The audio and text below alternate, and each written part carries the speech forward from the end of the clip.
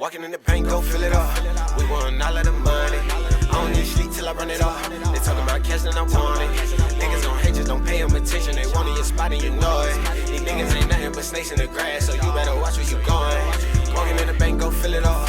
We want all of the money. I don't need sleep till I run it off. They talking about cash and I want it.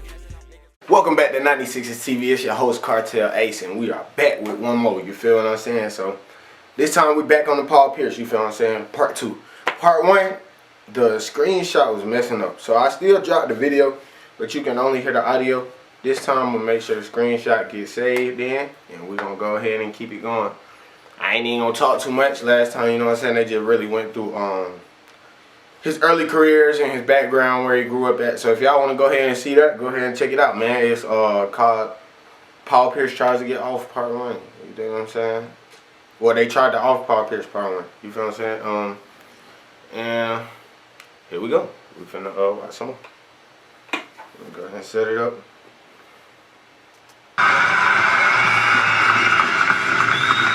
Paul Pierce sitting in the green room back there a little longer than a lot of folks thought he would be. But he is picked now number 10 by the Boston Celtics. To everyone's surprise, Pierce was selected as the 10th overall in the first round by the Boston Celtics. An ironic pick, considering growing up as an LA resident, Pierce was conditioned to hate the franchise. Nonetheless, as a member of the 1998 Boston Celtics, Paul Pierce became heir to the same throne that Larry Bird and Bill Russell had made their own. When he first arrived in Boston, he was determined to lay the foundation for a return to greatness to one of the league's most famous franchises. Unfortunately for him, this expectation was swiftly cut short due to the 1998-99 NBA lockout, which lasted more than 6 months and forced the regular season to be shortened to 50 games per team. Regardless, as a rookie, Pierce surprised many. As a starter, he scored 19 or more points in 10 of his first 11 games. Pierce wanted the ball on the cut. Pierce gets it back, takes it in. Outside. Caught by Pierce! I ain't gonna lie, Paul Pierce was a hooper too. Like, bro was a hooper. I just didn't like his style. Like, he was so goofy to me on the court. But bro used to hoop though. I ain't gonna lie. He cannot miss. He's a flamethrower from outside tonight. Marlon Garnett. Pierce leaps and has a career high. 30 points tonight for Pierce. While it was true that the Boston Celtics finished the short season with a 19-31 record, the rookie out of Kansas still averaged 16.5 points, 6.4 rebounds, and 1.7 steals. To top it off, he was 10th in NBA three-point field goal percentage and finished 3rd in the voting for Rookie of the Year honors. Pierce's second season in the league brought even more hope. Along with teammate Antoine Walker, the tandem proved to be 2 of the more exciting young talents in the NBA. In only 35.4 minutes played per game, Pierce finished the year averaging 19.5 points, 5.4 rebounds, and 2.1 steals, the most steals he had averaged in a season over his Celtics career. As Boston finished the season with a 35-47 record, it became clear that Paul Pierce was slowly developing into one of the most elite offensive players in the NBA. By his 3rd year in the league, Paul was ready for a breakout season. But on one cold night, the chances of that ever happening came to a tragic end. Damn. Hey, man, I've been just watching this shit. I ain't even been talking about it. That's crazy, though. So, I didn't know when this happened in his career. So, obviously, it's going to be on the 3rd year of his career, man. When he got... Actually, they're finna tell us what happened. So, I'm going to let them tell it. But, yeah, man, first 2 years, pretty good, man. 16-5, 19-5. Then 2 steals in the second year. That's the improvement you want to see from a player. On September 25th, 2000, just 1 month before the rising star began his 3rd season with the Celtics, Paul Pierce's NBA dreams and his life would be put in serious danger. You see, on this date, Pierce, along with 2 of his teammates, attended a private event at the Buzz Club, a late-night dance club located in the Boston Theater District. After to go During this time, time, Boston police received a phone call claiming someone had been stabbed. At 1 a.m., police would arrive at the pool room of the club, where they found a victim suffering from multiple stab wounds. Upon closer inspection, it became clear that Paul Pierce was the victim of the violent stabbing. As Pierce was left lying in a pool of his own blood, police discovered his injuries indicated that he had been hit in the back of the head with a hard object and had been knifed 11 times in the face, neck, and back. To make matters. So he got hit in the head and poked up 11 times, bro. Let's run that back a little bit more.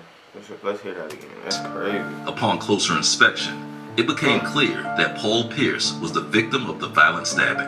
Damn. As Pierce was left lying in a pool of his own blood, police discovered his injuries indicated that he had been hit in the back of the head with a hard object and had been knifed 11 times in the face, neck, and back.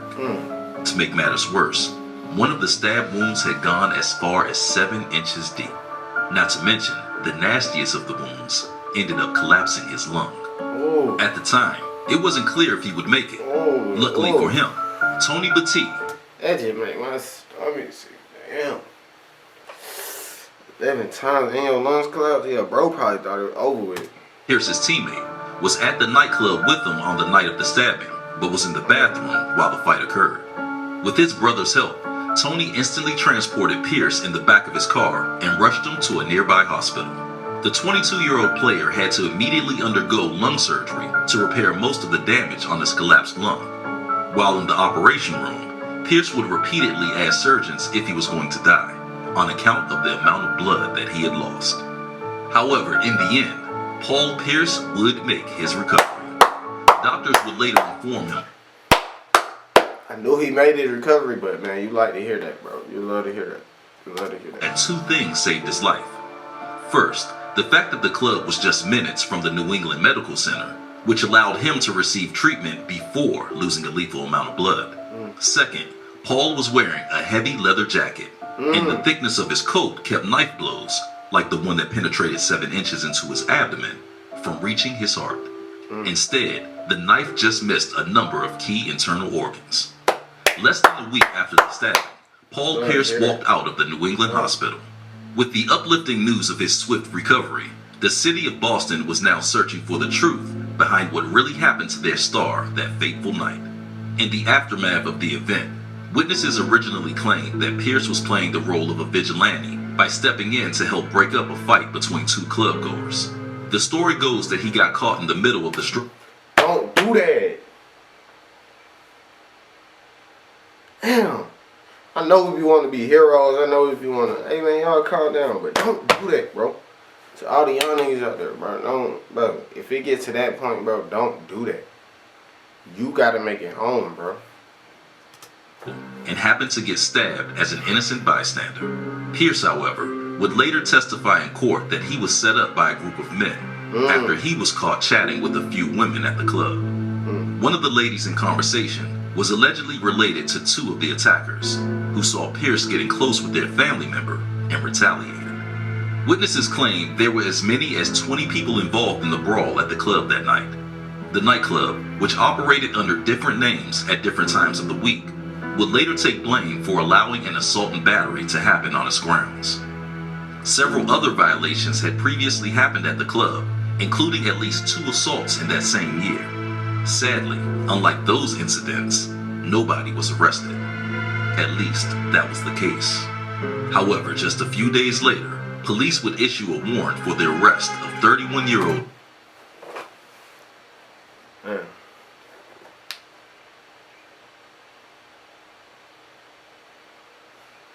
I thought that nigga in the middle was on your boy, Antoine Walker, at first. I was gonna say, damn. Anthony Hurston, 34-year-old Trevor Watson, and 28-year-old William Ragland, all 3 men believed to be involved in the fight and connected to a local rap group known as Made Men. Then, on September 28, 2000, at 7:30 p.m., Anthony Hurston and Trevor Watson, 2 of the 3 men wanted by police, appeared at a Boston police station with their lawyers and turned themselves in. Less than 24 hours after Pierce was released from the hospital, William Ragland was also arrested. 10 days after the stabbing took place, 2 female witnesses came forward claiming they could identify all 3 defendants before a grand jury. The first alleged she saw Ragland and Watson stabbing Pierce, and that Watson was holding Pierce by one arm around his neck and trying to stab him with his other arm, using brass knuckles with a blade attached. The second witness identified Hurston as the man who hit Pierce on the head with a beer bottle. With this information, all three men were set on trial for armed assault with intent to murder. Eventually, Hurston and Watson were also convicted of assault and battery with a dangerous weapon. Both men pleaded not guilty and were held on $15,000 bail. Damn, boy. Yeah, that sounds like a backdoor situation right there. I'm not gonna lie to you. That sounds as backdoor as it get. Damn, this shit crazy. I knew Paul Pierce got stabbed, but I never heard the story. This shit crazy. I'm really stuck in this shit. That's why I really William Ragland also received an additional conviction of assault and battery with a dangerous weapon, and so he too pleaded innocent and was ordered held on $50,000 U.S. cash bail. In the aftershock of his near-death experience, Paul Pierce did the unimaginable. In a shocking turn of events, more than 1 month after the serious incident, he was back in the Boston starting lineup. 1 month? Hey man, I got so much more respect for Paul Pierce now. Like, bro, I got so much more respect. He's still a bitch for how he be talking about LeBron. Like, that's some whole ass shit. Like, bro, relax, bro. But yeah, man, that's crazy, bro. That's resilience right there. Cause the man had to get back in shape, bro. The man had to collapse long. He had to get back in shape. Game 1 of the 2000-2001 NBA season. Although he was playing at half his strength, he was the only Celtic to start all 82 games that year. And he played all 82. Despite being seriously injured in the attack, Pierce led the Celtics in scoring. That season would turn out to be his best so far. That boy was Pierce hooping. averaged 20. You know what it was? He looked deaf in the face. So he like, hell no, I gotta go crazy.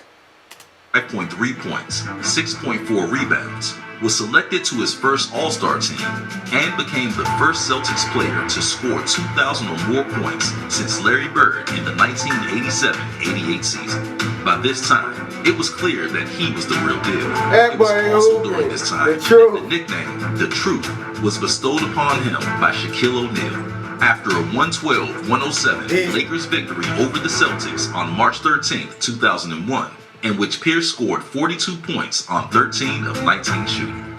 As if that wasn't impressive enough, the following season, the 24-year-old would help lead the Celtics on a surprise run to the Eastern Conference Finals. This included... My bad, the camera had stopped recording. But keep going. ...of 19 shooting. As if that wasn't impressive enough, the following season, the 24-year-old would help lead the Celtics on a surprise run to the Eastern Conference Finals. This included the biggest comeback victory in playoff history, in which the Boston Celtics overcame a 21-point fourth-quarter deficit to beat the New Jersey Nets 94-90 in Game 3 of the 2002 NBA playoffs. Remarkably, 19 of Paul's 28 points had also come in the fourth quarter, but as Pierce displayed his terrific talents on the basketball court, a series of unexpected events would be waiting for him in the court of law. On September 30th, 2002, 2 years following the original court case, a 3-week trial was set to take place. The purpose? To finally learn the fate of the 3 men alleged to have attacked and left Paul Pierce for dead. The jury prepared to hear both sides of the argument before reaching their final verdict.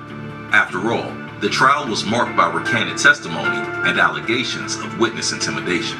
During the trial, the prosecutors once again revealed the 2 key witnesses. However, it came as a shock that the 2 witnesses made significant changes to the portions of their testimony and failed to identify Ragland, Watson, or Hurston. The first witness, who originally told the grand jury she saw Ragland and Watson stabbing Pierce, claimed she made up the whole story and that she never saw either man pull out a knife during the fight. The second witness failed to identify Hurston as the man who hit Pierce on the head with a beer bottle, as she had in front of a grand jury 2 years prior. During the cross-examination, the prosecution countered that the 2 key witnesses had changed their testimony because they were simply afraid of retaliation. Eventually, one of the 2 women would admit she was pressured into changing her description of the man she saw hit Pierce with the bottle. Regardless, as the proceedings continued to take place, prosecutors claimed it was Tony Hurston who first approached Pierce from behind and hit him over the head with the bottle. Then, according to both prosecutors and police, Watson and Ragland attacked Pierce with a knife. All three of the accused were also confirmed to be connected to the rap group Made Men. Hurston's attorney, the same lawyer that also represented Made Men, claimed the man Pierce originally identified as initiating the attack was much smaller than Hurston, and that Hurston had in fact never met Pierce. To make matters worse, Paul Pierce would later testify that since he was attacked from all directions, he himself could not positively identify any of the three men. Well, sources say Pierce's attacker is an associate of Made Men. The rap group is denying any involvement in the attack. Connection is coming from some statements made by some witnesses. It's just part of a much larger investigation. It's a rap group based here in Boston. They have roots that go back to the Dorchester section of the city. They were implicated last April in violence that broke out at the Fleet Center, and they've denied. They denied then, and they deny now. Alright, bet. Hey, we're gonna end it right there. We finna come back, and on part 3, we're gonna watch it, the rest of it, and they probably gonna give us the verdict and all that, man. Hey, this was 10 minutes of exciting content. I'm not gonna lie to you. Like, I was really interested the whole time. I don't watch these before. And this is actually coming from NBA Insider, so shout out to NBA Insider, man. Y'all did a good job with this story right here. No cap. But we're gonna leave it right there. And this has been another version of 9060 TV. This is the Paul Pierce story part 2. Tune in to part 3. I'll probably do that tomorrow, if not tomorrow, the next day, because I got some other little videos I'm trying to do. And then if you want to check out part 1 is already on the channel. Y'all go ahead and do that. If you like the video, hit the like, hit the subscribe, you already know. And then tap in with the 96s. Let's do it.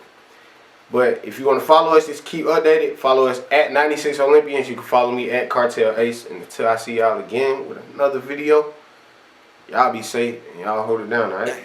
Walking in the bank, go fill it up. We want all of the money. I don't need sleep till I run it off. They talking about cash and I want it. Niggas gon' hate, just don't pay them attention. They want your spot and you know it. These niggas ain't nothing but snakes in the grass, so you better watch where you going. Walking in the bank, go fill it up. We want all of the money. I don't need sleep till I run it off. They talking about cash and I want it.